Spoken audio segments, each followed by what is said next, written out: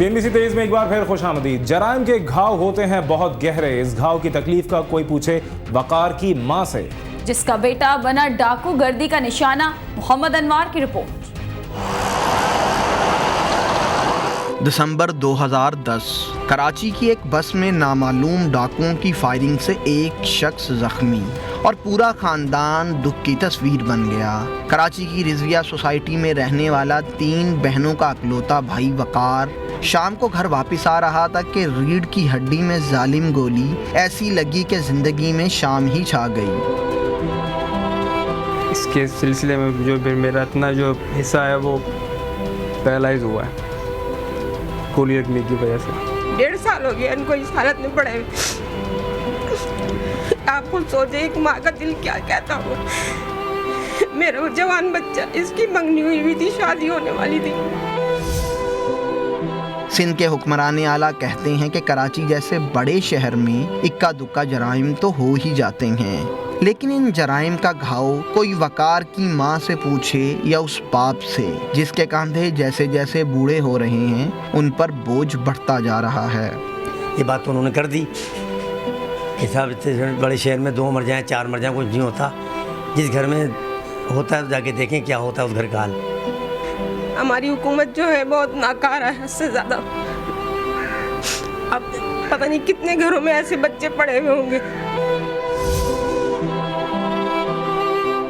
मुल्की मईशत की रीढ़ की हड्डी कराची, मोहम्मद अरफान के घर की रीढ़ की हड्डी वकार और वकार की रीढ़ की हड्डी इक्का दुक्का गोली ने मफलूज कर दी। अब बाप का सहारा हमारा बुढ़ापे का सहारा था ये। किसी ने आज तक हमसे आगे नहीं पूछा। हालांकि ये सब दहशतगर्दी जो मुल्क के अंदर हो रहा है इसी की वजह से हुआ है हमारे बच्चे के साथ भी।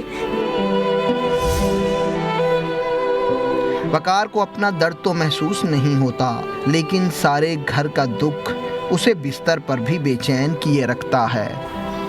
3 बहनों के अकलौते भाई वकार को फिक्र ने कभी ज़्यादा देर बिस्तर पर नहीं रहने दिया था और अब वकार बगैर सहारे के बिस्तर से उठ नहीं सकता।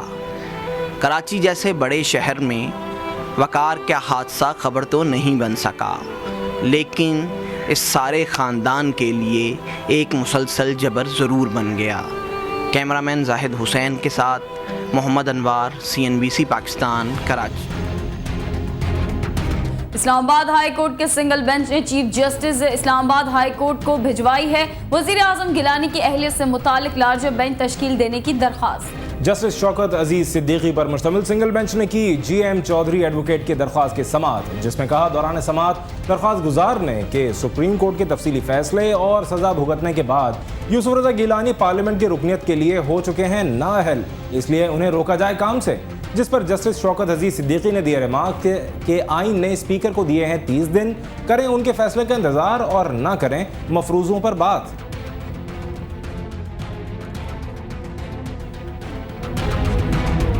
गैर मुल्की सिफारत खानों को जहरीले मवाद से भरे धमकी आमेज खतूत मिलने पर वफाकी दारुल हुकूमत में कर दिए गए हिफाजती इंतजामात सख्त। पुलिस ज़राए के मुताबिक तमाम अहम सरकारी और निजी इमारतों और दफातर की सिक्योरिटी कर दी गई है सख्त, जबकि नाकों पर नफरी बढ़ाने के साथ साथ रेड जोन के हेलीकॉप्टर के जरिए की जा रही है फ़ज़ाई निगरानी।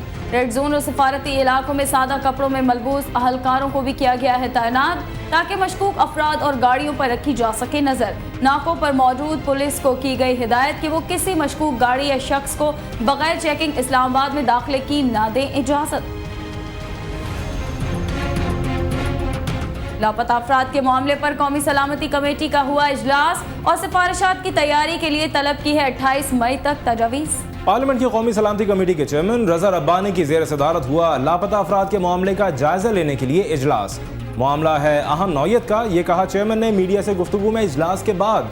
उनका कहना था कि कमेटी के बाज़ अरकान ने दे दी हैं तजावीज़, मगर दीगर अरकान भी 28 मई तक दें अपनी तजावीज़, ताकि सिफारिशात की रोशनी में हो सके मुसव्विदा तैयार।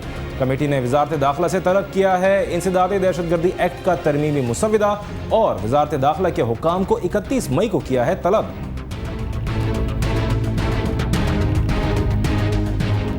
अमेरिका $1 अरब की इमदाद के एवज कर रहा है पाकिस्तान को ब्लैकमेल, ये कहना था जमीयत उलमा इस्लाम फे के सरबराह मौलाना फजलुर रहमान का। मुस्लिम लीग नून के रहनुमा इसाक डार के साथ हुई मुलाकात, जिसके बाद मौलाना फजलुर रहमान ने की मीडिया के साथ टॉक और कहा कि चौधरी निसार के JUI के बारे में हालिया बयानात के बाद पैदा होने वाली सूरत हाल पर हुई बातचीत। चौधरी निसार को सदर से कुर्बत की नहीं है खैर, खबर इस बात का है दुख कि वो खुद अब सदर के नहीं रहे करीब। नून लीग का हमसे राब्ता नहीं और उनके मामलात में संजीदगी आती नजर नहीं। मौलाना फजलुर रहमान ने कहा कि नेटो सप्लाई की बहाली पर अभी तक हुकूमत की जानिब से है हम सप्लाई लाइन की बहाली पर हुकूमत को नहीं करने देंगे मनमानी।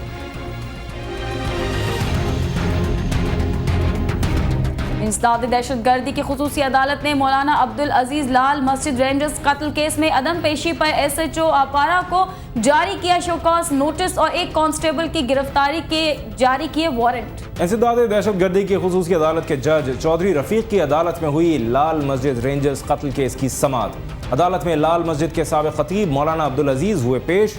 इस्तिगासा के गवाहान और SHO के पेश न होने पर अदालत हो गई बरहम और जारी किया SHO को शो कॉज नोटिस और जारी हुए एक कांस्टेबल की गिरफ्तारी के वारंट। अदालत ने 23 मई तक की मुलतवी मुकदमे की समाअत।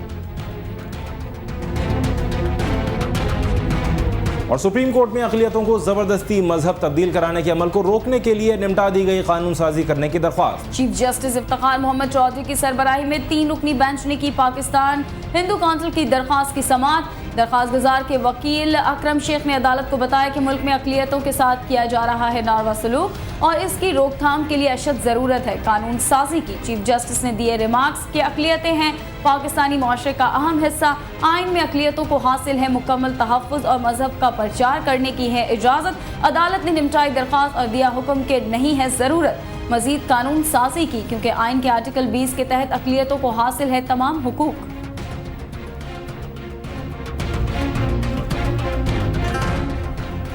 बैनुल-अक़वामी मैगजीन फोर्ब्स ने जारी की है 100 ताकतवर ख़वातीन की फहरिस्त और पहले नंबर पर आई हैं हॉलीवुड की मशहूर गुलकारा जेनिफर लोपेज।